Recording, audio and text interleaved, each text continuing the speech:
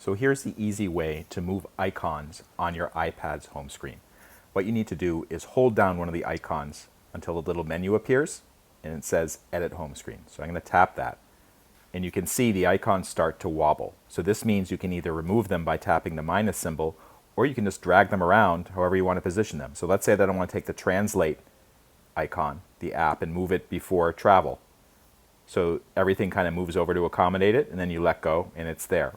The other thing you can do is you can grab an icon and drop it on top of another icon to make a box, or you can drag it into an existing box like the travel one. So the first thing I'm going to do is just drag Airbnb on top of American, and you can see it creates a new travel box, and then I can tap outside of that.